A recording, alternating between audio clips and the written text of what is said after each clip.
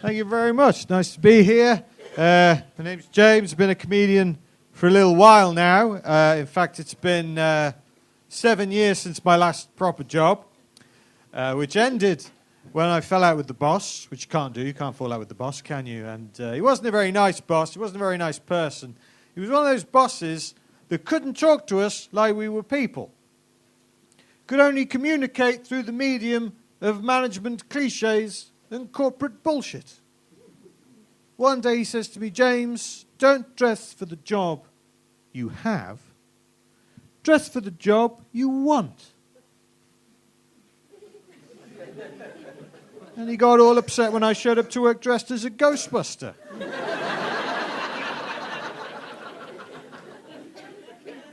I was all like, well, who are you going to call? He said, the job centre. And that's why I no longer work in a funeral parlour. According to the tribunal, it's not comforting for grieving relatives to see a Ghostbuster knocking around the coffins. But you live and learn. You live and learn. Lovely to see so many people out tonight, drinking as well. That's good. I know we've just been through Dry January. You heard about this? This is where people give up booze for an entire month. I think it says a lot about the state of things in the UK in 2018 that being able to go for a month without booze is seen as a challenge. Everyone's like, you're not drinking every single night and you live here and now? That's amazing. Yeah. They're all over social media acting like they're running a fucking marathon or something, you know. And then there are people who did Veganuary. You heard about this? This is where for an entire month people become insufferable pricks.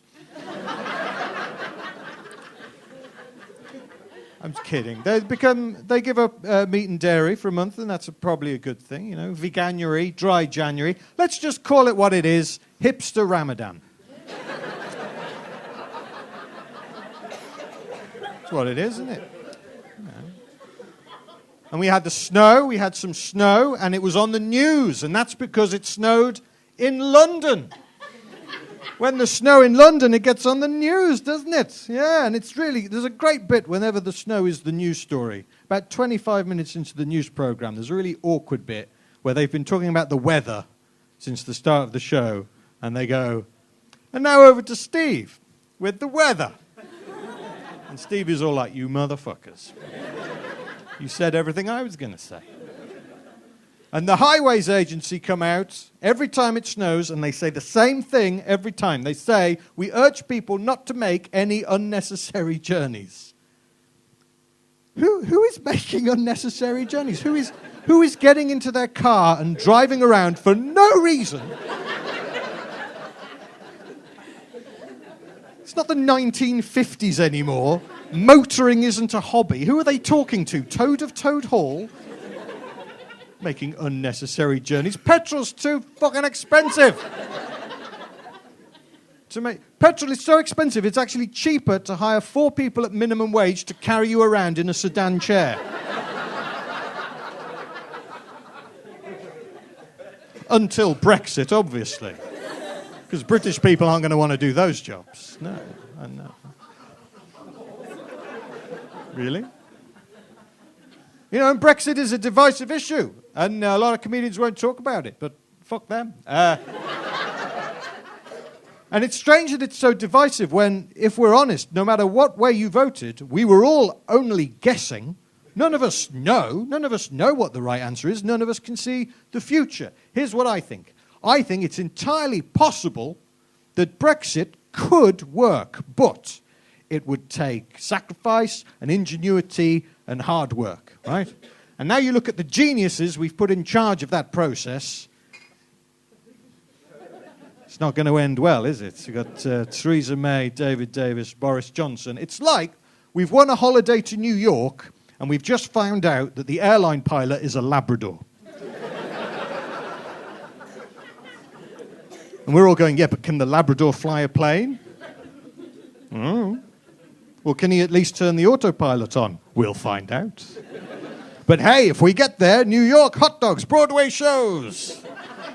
You know, unless we crash into the sea and die on the way. Yeah. But everything's so divisive now. You go online, it's people losing their mind about inconsequential shit all the time. I'll give you an example, right?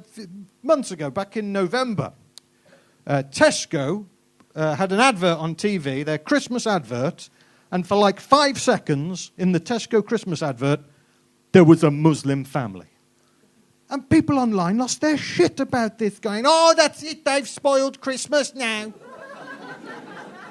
Christmas is ruined because they've put Muslims in the Christmas advert. This is pandering to multiculturalism. Multiculturalism ruin Christmas. And we wouldn't want that, would we, kids? We wouldn't want multiculturalism to ruin Christmas. When on the anniversary of an ancient Roman festival, we celebrate a story based on Egyptian and Zoroastrian mythology about a Palestinian single mother who gives birth to the king of the Jews. And gives him a Spanish name. And we do this by telling our children that a long-dead Greek bishop who lives in the Arctic is flying around the world on Russian reindeers, leaving toys made in Chinese factories for Japanese and American companies underneath a Norwegian tree that, thanks to German tradition, we keep next to our Swedish furniture. Oh, thank you very much.